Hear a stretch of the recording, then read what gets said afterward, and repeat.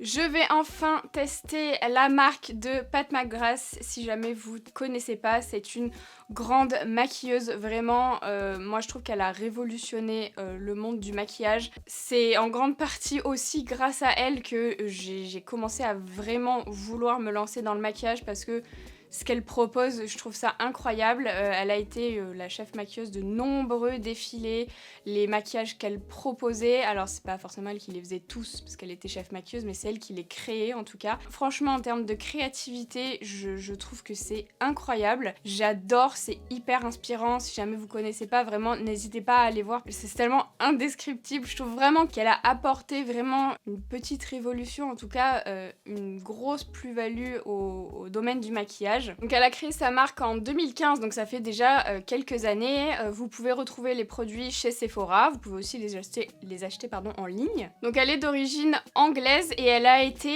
nommée Dame Commandeur de l'Ordre de l'Empire britannique par la reine Elisabeth II. Donc c'est vraiment quelqu'un, elle est ultra influente dans le monde du maquillage. Vraiment sa carrière est incroyable. Et c'est la première make-up artiste qui est honorée par ce titre d'ailleurs dans son pays, donc incroyable. Donc voilà, je vais vous laisser avec la vidéo. J'ai créé ce maquillage là avec les produits et je vais vous dire ce que j'en pense tout au long de la vidéo.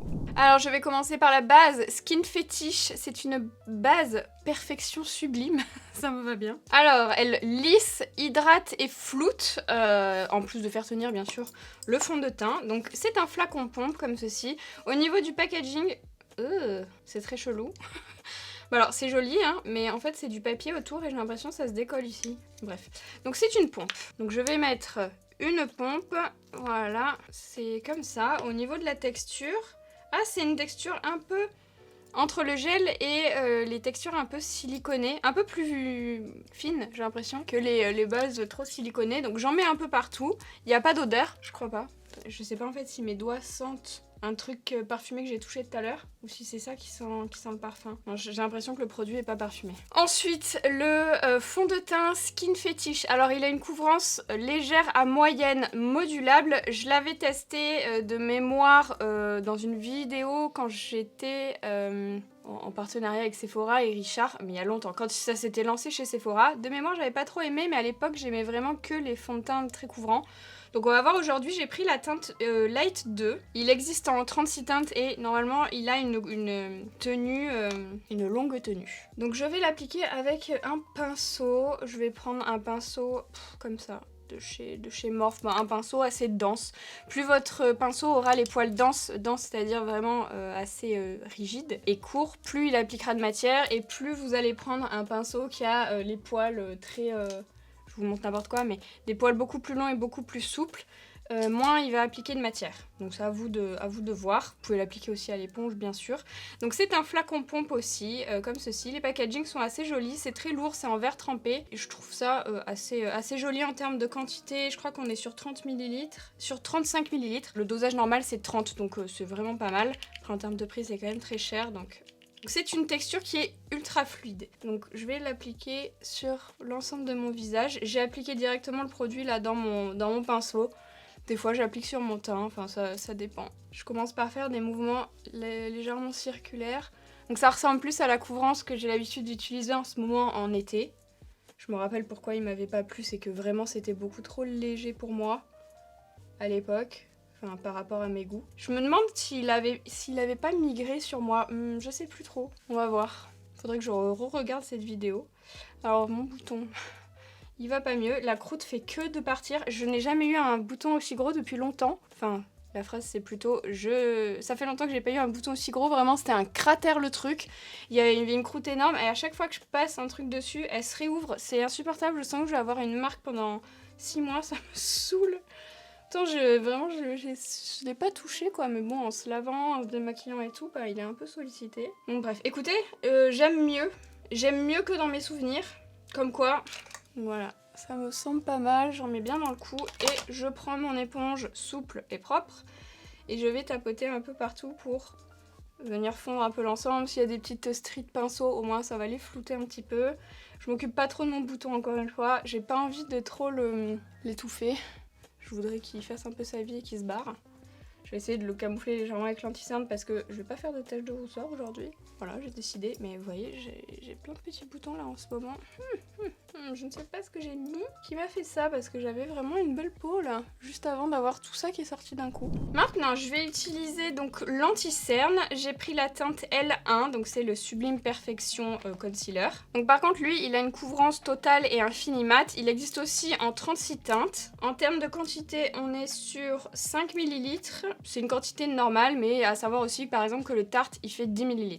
Donc c'est un petit applicateur comme ça, somme toute assez classique, hein, on va dire. Et je vais l'appliquer donc ici. Je sais plus du tout si j'avais bien aimé l'anti-cerne ou pas à l'époque. On va voir, ça va être la surprise. Donc je prends mon éponge pour venir... Je sais pas si j'en ai pas mis un peu trop. Alors, je pense qu'il a vraiment une haute couvrance. J'ai l'impression qu'il tient ses promesses. Ouh là là, oui. Alors, je vais le descendre un petit peu parce que du coup, j'en ai mis un peu trop par rapport à la couvrance de mon teint. C'est-à-dire que je vais avoir que le contour des yeux qui va être ultra couvrant. Donc, j'essaye vraiment d'intégrer... Hop, l'anti-cerne un peu aux alentours, le dégradé. Bon voilà, ça a bien couvert. J'ai légèrement mis aussi au niveau de mon petit bouton ici. C'était pas une bonne idée parce que c'est un fini mat, du coup ça a marqué un peu la peau déshydratée autour. Mais de toute façon maintenant c'est fait, c'est pas grave. Je vous conseille si vous voulez faire ça d'utiliser plus des matières qui sont hydratantes parce que le bouton il est forcément un peu sec autour et ça va plus marquer. Donc là j'ai mis mon anti-cerne, je trouve qu'il tient vraiment ses promesses, il est mat et il a une haute couvrance. Donc pour moi c'est parfait au niveau des promesses. Et j'ai acheté aussi une petite poudre pour le contour des yeux, c'est la Blurring Under Eye Powder. Poudre cache-cerne Perfection Sublime. Alors, je sais pas s'il y avait une teinte ou pas. Il y a écrit yellow derrière. Je sais pas pourquoi j'ai pris ça. Je pense que c'est parce qu'il y avait que ça. Mais voilà. Donc, ça va plutôt camoufler les cernes qui sont un petit peu violets, puisque c'est sous ton jaune. Et vous savez, la couleur complémentaire du violet, c'est le jaune. Donc, forcément, les deux couleurs mises l'une sur l'autre, elles s'annulent. Si vous avez plutôt des cernes bleues, prenez plutôt un correcteur dans les orangés. Pas forcément orange-orange, mais en tout cas avec des sous-tons orangés. Je vais essayer avec ça, c'est pas très grave. J'utilise ma petite houppette de chez Linda Alberg. Je prends le haut. Alors c'est une poudre compacte. Il y a un petit miroir, je vais essayer de m'en servir. Alors il migre quand même pas mal l'anti-cerne dans les plis. Voilà. J'enlève avant d'appliquer ma poudre. J'ai l'impression en plus qu'elle se cire. Oula, c'est très jaune. Bon, apparemment c'est censé flouter. Bon, par contre elle a l'air fine. C'est juste que c'est absolument pas la bonne teinte. Je ne sais pas si vous verrez à la caméra. Moi je le vois bien. C'est bien jaune. Après comme c'était assez clair, bon c'est pas trop grave on va dire. Je vais faire l'autre côté. Mais par contre la texture de la poudre, je la trouve vraiment pas mal. Le seul problème c'est que c'est compact et du coup ça se cire quand même pas mal, vous voyez. Je sais pas si vous verrez bien, mais ça a commencé un petit peu à se cirer. J'ai ensuite utilisé la poudre libre, donc j'ai enlevé le tamis, mais c'est un petit tamis en tissu, comme ceci, si jamais vous aimez bien ça. Moi j'ai horreur des tamis, donc je les enlève. Donc c'est une poudre de finition qui est légère et qui existe en 5 teintes. Moi j'ai pris la teinte Light 1, la plus claire. Et je vais l'appliquer à la houppette, donc sur l'ensemble de mon visage. Oh, elle a l'air agréable. Vraiment super légère. J'espère qu'elle fait pas de reflet flashback, ça me fait penser vraiment à la texture ultra fine comme l'horrible poudre HD de chez Make Up Forever, qui fait un reflet flashback dégueulasse. Par contre, ça couvre pas des masses mon jaune sous les yeux. C'est pas très beau ça. Hein. Mais par contre, la poudre, elle fait un joli fini, hein, vraiment sur le teint. Je la trouve très belle. Elle est super fine. Elle fait pas du tout de surplus de matière. Elle fait pas du tout tourner la couleur du teint. Vous voyez, ça vraiment, ça change rien du tout. Vraiment, quelle erreur d'avoir mis cette poudre sous les yeux, c'est trop moche. Mais ouais, elle est vraiment très jolie. Si jamais vous avez la peau sèche, je pense qu'elle va vous convenir. J'ai appliqué mon bronzer parce qu'il y en a pas chez Pat McGrath. Enfin, moi, j'en ai pas en tout cas. Et je l'ai appliqué aux endroits habituels. Et je trouve vraiment que la poudre m'a fait une trop belle peau, je sais pas ce que vous en pensez, mais la texture, enfin l'apparence de la peau est vraiment jolie. Alors ça va pas camoufler les petites imperfections et tout, mais ça je m'en fous. C'est vraiment au niveau de la texture de la peau, vraiment je trouve qu'elle a flouté tous mes petits pores ici qui sont dilatés d'habitude. Je me mets d'un peu plus près, j'espère que vous verrez ce que je veux dire, mais ça fait vraiment un aspect tout lisse sur le nez aussi, c'est trop beau. Donc ensuite on va continuer avec un blush. Au niveau de sa formule de blush, c'est une formule assez particulière, c'est gel poudre. Donc ça se présente comme ça à l'intérieur, c'est une espèce de petite rose. Alors il y a deux teintes, une pêche blush, une rosée dedans, mais il y a plusieurs couleurs et il y a toujours 2 teintes différentes dedans. Soit vous pouvez utiliser une des deux en prenant que d'un côté, soit vous pouvez tout mélanger. Moi je vais tout mélanger. Et c'est la Sexquisite Seductions. Non. C'est Fabulous Flirtations et Sexquisite Seductions. J'ai un peu de mal, je trouve ces noms très compliqués à dire. Donc c'est le nom des 2 teintes.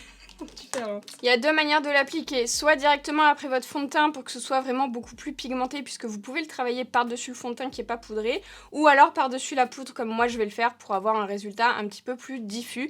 La texture gel poudre comme ça en fait fait que vous pouvez le travailler de différentes manières suivant ce que vous préférez. Et vous pouvez moduler l'intensité aussi. Donc moi comme je vous ai dit je vais mélanger les deux et je vais appliquer directement au niveau de mes joues ici. Bon alors par contre j'ai des petits boutons donc c'est pas très joli. En tout cas c'est vraiment une texture qui se travaille super bien, qui fait pas de taches et qui peut se moduler comme je vous ai dit. Vous voyez la couleur est pas trop intense dès le début donc vous pouvez la construire au fur et à mesure et appliquer plusieurs couches jusqu'à avoir le résultat que vous souhaitez. Et vraiment je trouve que la texture se fond à la peau. J'avais déjà testé ces blushs là et je les trouve vraiment d'une qualité vraiment géniale. Je sais pas si c'est un qualificatif qui donne vraiment envie, mais en tout cas, j'aime beaucoup la formule. Je passe maintenant à l'highlighter et je l'ai reçu il y a pas longtemps. J'ai trop hâte de l'essayer parce que je trouve que la couleur est trop belle. Regardez, il est super clair. C'est la teinte Lunar Allure, donc le Divine Glow Highlighter. Trop beau. Vraiment, il a l'air magnifique. Il a l'air d'être exactement comme les highlighters que j'adore. Donc, je vais tester de suite. Il est vraiment intense, hein, je pense. Faut pas que j'en mette trop. Oh là là, c'est exactement ce que j'adore. Alors j'en ai mis un peu beaucoup, mais vous voyez ça se fond en un passage, c'est incroyable. Bon, je repasse un gros pinceau dessus pour le dissoudre, pas le dissoudre, le fondre un peu. J'ai grave du mal à parler en ce moment, c'est un truc de ouf. Mais oh, je suis trop contente, j'adore. Ah j'adore, je ne vais plus utiliser que ça. J'adore. J'ai fait mes sourcils avec mes produits habituels et maintenant je vais utiliser une base de chez Otrera. Donc elle n'existe plus puisque la marque n'existe plus, mais il vous faut un crayon un peu marron, pas trop foncé pour faire votre base. Je vais faire une sorte de smoky à l'eau. Donc là c'est la teinte numéro 5, c'est la teinte la plus foncée. Ou un anti-cerne plus foncé par exemple, ça peut faire très bien l'affaire. Et je vais l'appliquer donc sur ma paupière, donc j'en mets un petit peu et ensuite avec un gros pinceau, je vais venir dégrader la couleur. Donc je vais mettre uniquement sur ma paupière mobile. Je vais aller jusqu'au pli paupière mais je vais pas remonter trop haut. Voilà, ça doit vous donner quelque chose comme ça. Et ensuite, on va passer au fard. Donc, chez Pat McGrath, il y a plusieurs formats de palettes. Alors, il y a tout d'abord les grandes palettes. Ça, je pense que c'était une édition limitée. Donc, vous avez ces fards-là. Alors, il n'y a pas énormément de fards ultra colorés. Ça reste plutôt dans les tons neutres, quelles que soient les palettes. Ça, mon format de palette préféré.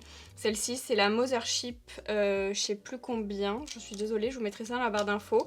Mais magnifique, vous savez pas à quel point j'ai hâte de l'utiliser. Pour ceux qui me suivent sur Instagram, je vous en avais parlé quand je l'avais vu à la journée presse, mais la journée presse d'il y a super longtemps. Ces fards-là sont incroyables, j'ai tellement hâte, la formule, j'ai jamais vu ça nulle part. Et vous avez aussi des petits formats de palettes avec 4 fards à l'intérieur, donc je pense que je vais utiliser peut-être un peu tout, je sais pas, on va voir. Je sais à peu près ce que je veux, mais peut-être que je vais piocher un peu pour tester un peu toutes les palettes. Pour commencer, donc je vais prendre la Mothership et je vais utiliser le marron mat qui est juste là. Et je vais l'appliquer dans mon pli paupière ici, hop. Ça m'a l'air pigmenté, hein. Il a des sous-tons un peu roses. Alors oui, c'est ultra pigmenté. Bon, il y a une base dessous, mais quand même. C'est très bien. Donc je vais bien jusque dans le coin interne ici. Et ensuite, avec ce qui reste de matière sur le pinceau, je vais venir sur les extrémités ici et dégrader légèrement. Je vais mettre une teinte de transition, donc je dégrade pas trop. Mais je veux pas que ça fasse une barre parce que sinon après, ça va être trop compliqué de dégrader uniquement avec la teinte de transition. Donc je veux que ce soit un peu flou. Comme ça. Donc voilà, j'ai fait l'autre œil et j'ai appliqué aussi la même couleur au niveau du ras de cils inférieur. Et je dois vous dire que ça se travaille trop bien. C'est une texture assez particulière et c'est pas du tout poudreux, mais c'est quand même de la poudre. Il n'y a pas de chute, enfin, c'est vraiment très très agréable à travailler. Donc je vais passer à ma teinte de transition.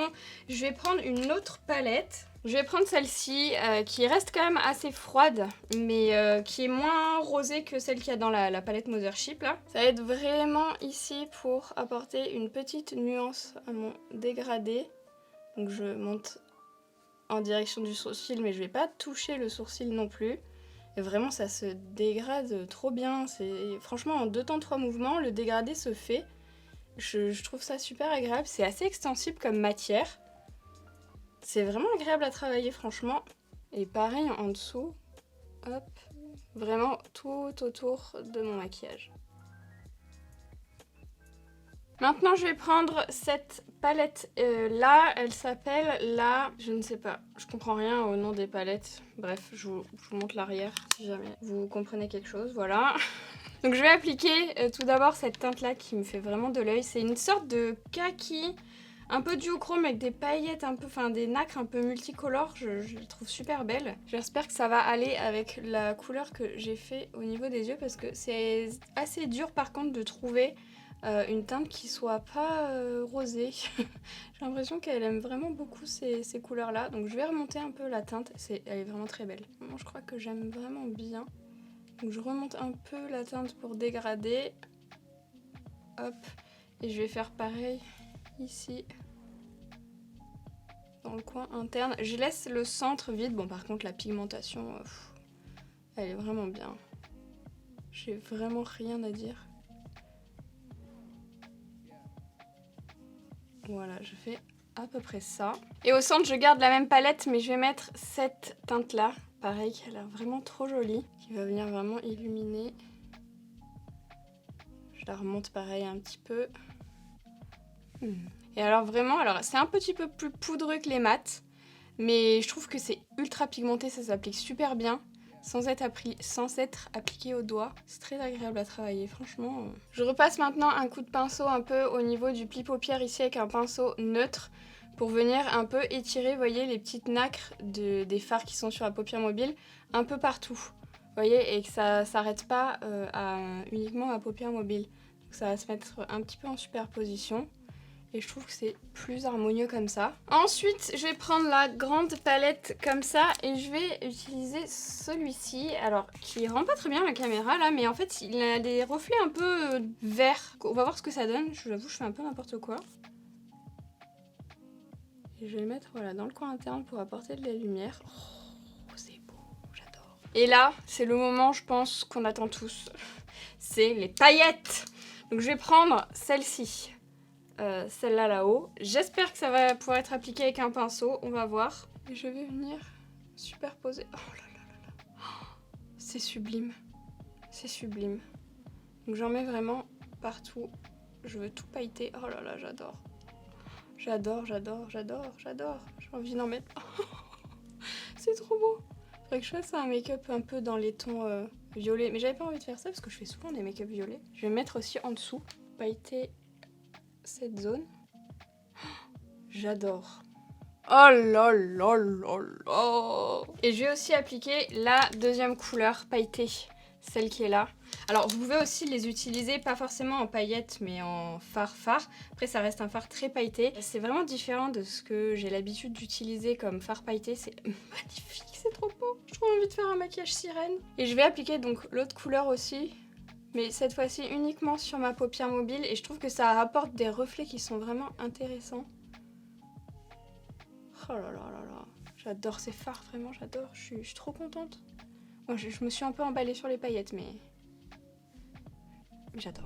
J'ai fait mon liner, j'ai mis des fossiles. Alors il y a un liner chez Pat McGrath mais je l'ai pas, enfin je l'avais mais je ne l'ai pas retrouvé donc j'ai pas pu le tester. Alors il y a un mascara aussi que j'ai appliqué, bon je l'ai fait hors caméra parce que je l'avais déjà testé et honnêtement je le trouve pas top, mais je vais quand même vous montrer la brosse si ça vous intéresse.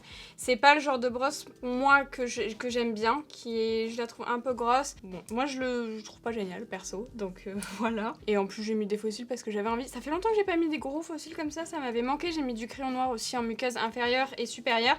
Et on va passer aux lèvres. Alors pour les lèvres, il y a plusieurs formats. Déjà, il y a crayon à lèvres. Alors soit vous pouvez acheter le crayon tout seul, il est vendu avec un petit taille crayon. Soit vous pouvez acheter des duos. De temps en temps, il y a le crayon et le rouge à lèvres assorti. Pour les rouges à lèvres, c'est format raisin. Donc le packaging est assez joli avec un petit cœur et vous avez la couleur à l'intérieur. Donc là, ce sont des mats. Et ensuite, vous avez aussi des liquides mat, donc en tube, assez classique au niveau du packaging. Voilà, il y a plusieurs teintes qui existent, notamment j'ai ce petit pack là. Et donc je vais utiliser 3 produits pour vous montrer. Donc je vais commencer avec un crayon. Moi j'ai choisi un crayon qui s'appelle Suburbia. Donc comme je l'ai dit, c'est des crayons qui se taillent. Je vais faire le contour de mes lèvres avec. Peut-être un peu trop rose, je sais pas. Voilà, j'ai fait que mon contour. Bon, la texture est assez sèche, c'est pas trop gras.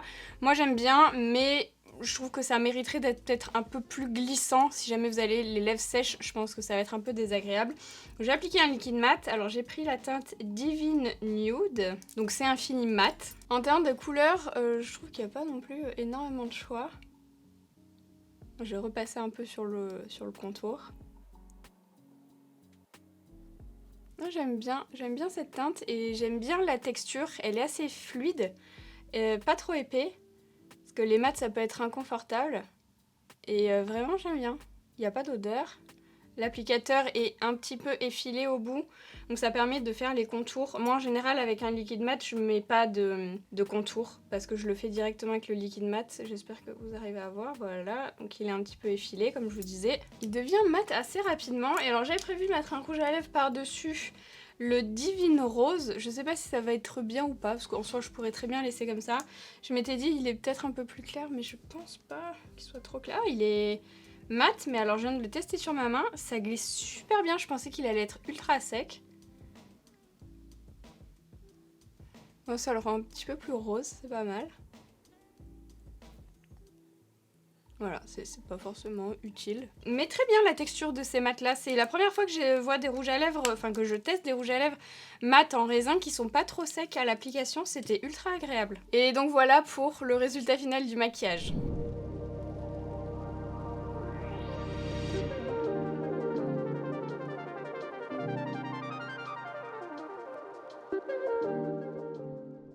Voilà pour cette vidéo. Alors dans l'ensemble j'ai apprécié les produits. Après je trouve qu'il y a des produits qui sont pas forcément mieux que d'autres marques, donc ça justifie peut-être pas forcément le prix. Notamment tous les produits lèvres, je les trouve bons, mais je les trouve pas sensationnels non plus, même au niveau des teintes. Alors j'ai pas toutes les teintes bien sûr chez moi, mais j'ai jamais vu quelque chose qui m'a vraiment transcendé. Au niveau des fards par contre, là vraiment gros coup de cœur, que ce soit pour les textures des mats ou et surtout des pailletés irisés, je les trouve vraiment excellents. Ça coûte cher, c'est un budget, mais honnêtement je trouve que ça vaut le coup si jamais vous aimez les belles textures. En revanche au niveau des teintes, à part pour les pailletés, les irisés que je trouve intéressants, tous les mats, je trouve que d'une palette à l'autre, alors bien sûr j'ai pas toutes les palettes chez moi encore une fois, mais je trouve que les teintes sont assez redondantes. C'est toujours des marrons à sous-ton froid, mais rouge, chaud, rose, et bon moi perso je trouve que c'est pas ce qui me va le mieux. Et puis je trouve qu'il n'y a pas assez de variété, voilà, de teintes dans les mats, c'est toujours plus ou moins la même chose. Ensuite pour les produits teints, écoutez, je trouve ça vraiment pas mal. La poudre vraiment libre, gros coup de cœur. Je trouve qu'elle fait vraiment un super beau teint. Le fond de teint aussi, après je trouve pas qu'il soit particulièrement incroyable pour le prix par rapport à d'autres marques. À voir vous, si vous convient ou pas. Je vous conseille vraiment de tester chez Sephora avant de l'acheter si jamais vous n'êtes pas sûr, parce que c'est vraiment un budget. Moi je pensais qu'elle allait faire des choses un petit peu plus, des produits un petit peu plus originaux entre guillemets. Alors c'est pas ma marque hein, mais vu tous les maquillages extravagants qu'elle propose, même en termes de couleurs et tout, moi je pensais qu'elle allait sortir des produits qui sont un peu plus extravagants. Alors ils sont très bien, voilà, encore une fois c'est pas ma marque, mais c'est vrai que je trouve que c'est un peu moins cohérent par rapport à ce qu'elle peut proposer en termes de créativité au niveau du maquillage. Alors bien sûr aujourd'hui elle ne fait plus ce qu'elle faisait avant, mais voilà. Sinon j'espère que cette vidéo vous a plu, n'hésitez pas à la liker si c'est le cas, n'oubliez pas de me rejoindre sur Instagram et sur TikTok, n'hésitez pas à vous abonner à ma chaîne aussi si c'est pas encore fait, et moi je vous dis à bientôt dans une nouvelle vidéo.